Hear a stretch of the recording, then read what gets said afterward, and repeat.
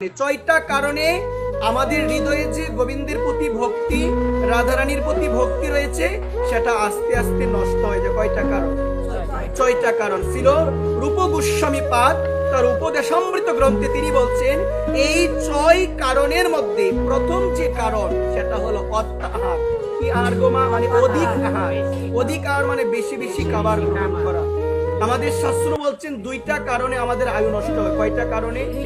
অধিক বলা এবং অধিক খাওয়া। এই দুইটা কারণে কি নষ্ট হয়? আয়ু নষ্ট হয়। মন দিয়ে শুনবেন। বলছেন ভক্তির এই যে প্রতিকূলতা, এগুলো যদি আমরা ত্যাগ না করতে পারি, কখনো গোবিন্দের চরণে পৌঁছাতে পারবো না। এই কারণে মন দিয়ে শুনবেন। অত্যাহার মানে শুধু অধিক আহার করা না, অধিক ভোগ করা, এটাকেও বোঝায়। অধিক ভোগ করা, ভোগ মানে কি বোঝেন? আসক্তি। সংসারের মধ্যে অত্যাধিক পরিমাণে আসক্তি, সেটা জিনিস হোক, সেটা স্বর্ণ হোক, সেটা অলংকার হোক, সেটা জায়গা জমি হোক, এই যে অতিরিক্ত ভোগের যে আকাঙ্ক্ষা, এটা যদি হৃদয়ে থাকে, তোমার হৃদয় থেকে ভক্তি আস্তে আস্তে নষ্ট হয়ে যাবে একবার। তারপরে বলছেন দ্বিতীয় হলো প্রচেষ্টা, মানে যারো, মন দিয়ে শুনবেন, মানে এই যে জাগতিক জড় জাগতিক লাভের জন্য প্রচেষ্টা, জড় জাগতিক প্রতিষ্ঠা। শাস্ত্র বলছেন প্রতিষ্ঠাটা কি গো মা? প্রতিষ্ঠা মানে হলো আমার বাড়ি, আমার ঘর, সবকিছু আমার।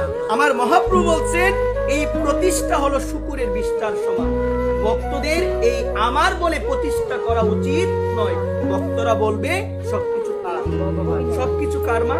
গোবিন্দের, রাধারানীর। ভক্তরা এটা কখনই বলবে না যে এই জগতে আমি প্রতিষ্ঠিত হয়েছি, এই জগতে সবকিছু আমার। ভক্তরা এটা বলে না, কারণ ভক্তরা ভাবে যে আমার মহাপ্রভুর বচন, আমার মহাপ্রভু বলছেন প্রতিষ্ঠা হলো জড় বিস্তার সমান। একবার শুকুরের বিস্তার সঙ্গে তুলনা করেছেন ওই প্রতিষ্ঠাকে। এই কারণে ভক্তরা আমার বলে কখনো প্রতিষ্ঠা করে।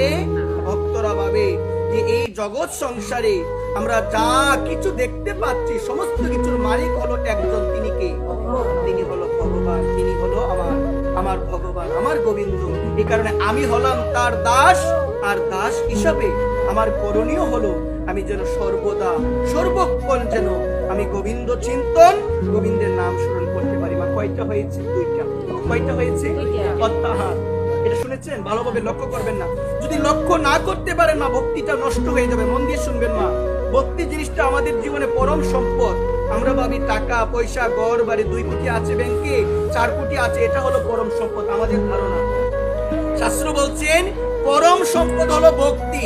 যে ভক্তির মাধ্যমে, যে পরম সম্পদের মাধ্যমে ভগবানের চরণ পাওয়া যায়, যাকে পেলে জীবনে আমার আর কিছু পাওয়া বাকি থাকে না।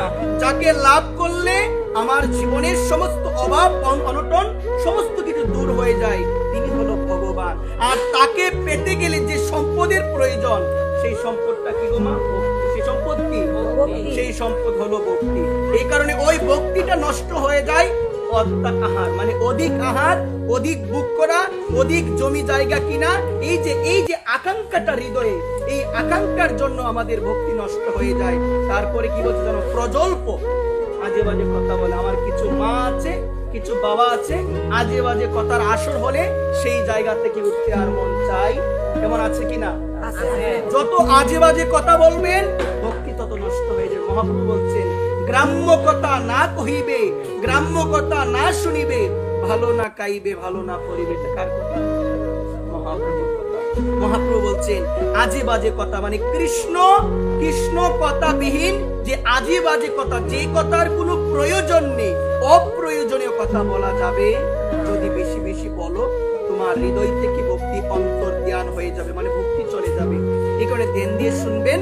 আজে বাজে কথা মানে প্রজল্প, যেখানে আজে বাজে কথা হয়, যেখানে গোবিন্দের কথা হয় না, রাধারানীর কথা হয় না, মা সেই জায়গায় তাকিও না। যদি তাকার মন চাই, যদি বলতে মন চাই, মনে করবেন আস্তে আস্তে ভক্তি তোমার হৃদয় থেকে চলে যাচ্ছে। এরকম আছে না আমাদের? আপনি বুঝবেন মা, আমার কথাগুলো একটু শুনবেন। যারা আজে বাজে কথা বেশি বলে, বিশেষ করে মালা নিয়ে বলে, বিভিন্ন কিছু ভাবে বলে মা, তাদের মনে করবেন হৃদয়ে ভক্তি নাই। কি নাই গো মা? মানে ভক্তি নষ্ট হয়ে যাচ্ছে। আপনি বলতে পারেন ভক্তি না থাকলে কি ভগবানের নাম আবার করে? কেউ বলতে পারেন না। ভক্তি আছে মা, কোন ভক্তির মাধ্যমে গোবিন্দকে পাওয়া যায় মা? ভক্তি তো সবারই আছে। যে ভগবানকে নিয়ে মস্করা করে সেও তো ভগবানকে প্রণাম দেয় না। যে ভগবানকে মানে না সেও তো দেখবেন মাঝে মধ্যে ভগবানের কাজ করার অনুমতি দেয় না, ভগবানের কাজ করতে বলে না, ভগবানের কাজ করে না। ভক্তি দেয় কিনা বলেন? দেয়। কিন্তু এই ভক্তির মাধ্যমে কি পাওয়া সম্ভব? যে ভক্তির মধ্যে ত্যাগ বৈরাগ্য নাই, যে ভক্তির মধ্যে ত্যাগ বৈরাগ্য নাই, সেই ভক্তির মাধ্যমে ভগবানকে পাওয়া যায় না। ত্যাগই করতে পারলে না ভগবানকে ভালোবেসে, বলছেন কামনা ত্যাগ করা প্রয়োজন। গীতায় বলছেন লোভ ত্যাগ করা প্রয়োজন, অসৎ সঙ্গ ত্যাগ করা প্রয়োজন। এখন তুমি যদি গীতার কথা শুনে এই অসৎ সঙ্গ ত্যাগই না করতে পারলে তুমি কিসের ভক্ত হলে? তোমার মধ্যে কিসের ভক্তি? এখানে মন দিয়ে শুনবেন মা, দুই প্রকারের জীব আছে। জীব কয় প্রকার? এক প্রকারের জীব স্বর্গ থেকে মর্ত্যলোকে আসে, আরেক প্রকারের জীব নরক থেকে আসে। বুঝবেন কিভাবে কে স্বর্গ থেকে এসেছে, কে নরক থেকে এসেছে? বুঝবেন কিভাবে? যে স্বর্গ থেকে জীব এসেছে সেটা বোঝা যায় তার আচরণের মাধ্যমে। তার ভিতরে ভক্তি থাকবে, তার আচরণ সুন্দর হবে, তার ভাষা হবে মিষ্ট ভাষা, সবার সঙ্গে ভালো ব্যবহার করবে, ভগবানের ভক্তি করবে, ভগবানকে ডাকবে, আরাধনা করবে, সকলের সঙ্গে মিলেমিশে চলবে। ওই রকম জীব যারা আছে আমাদের সমাজে, বুঝবেন তারা কোথা থেকে এসেছে? স্বর্গ থেকে। আর নরক থেকে কোন জীব এসেছে? যেটাকে বলা হয় নারকীয় জীব, মানে নরক থেকে শাস্তি যন্ত্রণা ভোগ করে ভগবান আবার কৃপা করে জন্ম দিয়েছে। ওই রকম জীব। বুঝবেন কিভাবে? আচরণ ভালো নয়, ভগবানকে মানে না, ভগবানের কাজ করতে মস্করা করে। আছে কিনা বলবেন? আপনার পরিবার কাজ করবে, আপনি বিভিন্ন রকমের কথাবার্তা বলবেন, পরিবারকে বাধা দেয়, নিজেও ভালোভাবে ভগবানকে ডাকে না। আর যারা করতে চায় তাদের বাধা দেয়। তারা কি জীব গোমা? তারা হলো নারকীয় জীব, মানে নরক থেকে এসেছে। ওই যে নরকের যন্ত্রণাগুলো মস্তিষ্কের মধ্যে এখনো রয়ে গিয়েছে, যার কারণে কেউ ধর্মকর্ম করতে চাইলে আমরা বাধা দিই, যার কারণে আমরা নিজেও ভগবানকে ডাকি না, আমরা নিজেও ভালোভাবে এই গোবিন্দের পথে আমরা আসি। কয় প্রকার জীবের কথা বললাম? মন দিয়ে শুনছেন তো মা? মন দিয়ে শুনবেন কথাগুলো মা। এই কারণে বলছেন যে জীব সে আমার ভগবানকে ডাকে, সকলের সঙ্গে মিষ্টভাষী, ভালোভাবে কথা বলে। মা ভক্তের একটা লক্ষণ হলো ভাষার মধ্যে মিষ্টতা থাকবে। কি থাকবে গো মা? মিষ্টতা মানে বুঝেন মিষ্টি কথা, তেতু কথা নয়। তেতু কথা অনেকে বলে না, বলে কিনা তেতু কথা? অনেকের ভাষার মধ্যে দেখবেন তেতু কথা। কিভাবে ভক্তের সঙ্গে কথা বলতে হয়, কিভাবে মানুষের সঙ্গে কথা বলতে, অনেকে বলে ওর মুখের ভাষাটাই এরকম, সবসময় এমনি কথা বলে। আছে না এরকম? যারা ভক্ত হবে মন দিয়ে শুনবেন, যাদের হৃদয়ে ভক্তি থাকবে, তাদের মুখের ভাষার মধ্যে মিষ্টতা থাকবে। কি থাকবে গো? মিষ্টতা থাকবে, মানে মিষ্টি ভাব। এমন ভাবে কথা বলবে যেন সবাই তার প্রতি আকৃষ্ট হয়ে যাবে, বলবে আরে লোকের ভাষাটা তো অনেক ভালো, ওর মুখের ভাষা এত সুন্দর, এত ভালো। এভাবে তো মানুষের মন জয় করতে হয়। একবার তো বলছিলাম কি অত্যাহার, যার কারণে ভক্তি নষ্ট হয়ে যায়। তারপরে বলছে প্রজল্প, আজে বাজে বেশি কথা বলা যাবে না। তারপরে বলছে নিয়মাগ্রহ, এটা দুই প্রকারের হয়। কয় প্রকারের হয় গো মা? দুই প্রকারের হয়। মন দিয়ে শুনবেন। এর প্রথমটা হলো শাস্ত্রের নিয়ম না মানা। কি গো মা? শাস্ত্রের নিয়ম না মানা। আরেকটা আছে মা, মন দিয়ে শুনবে, এটা আমাদের সমাজে বেশি দেখা যায়।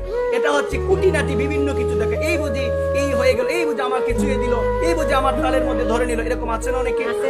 এটা কিন্তু শাস্ত্রের কথা। শ্রীরূপ গোস্বামী পাদ তার উপদেশামৃত গ্রন্থে তিনি বলছেন এই যে নিয়মাগ্রহ, মন দিয়ে শুনবেন। প্রথম হলো শাস্ত্রের নিয়ম না মানা।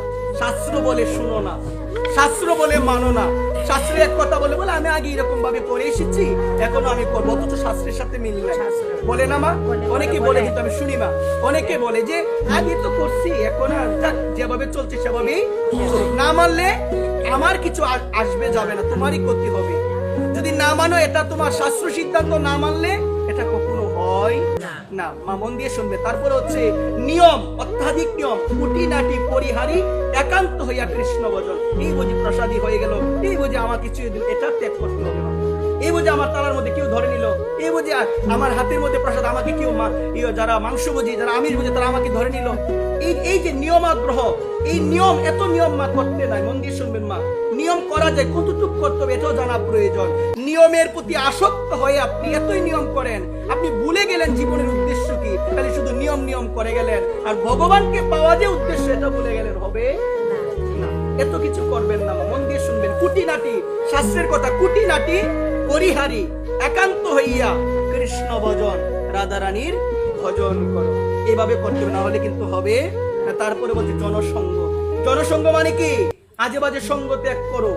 আজে বাজে সঙ্গ, যেখানে গৌর কথা নাই, কৃষ্ণ কথা নাই, রাধারানীর কথা নাই, সেই সঙ্গ ত্যাগ করো একবার।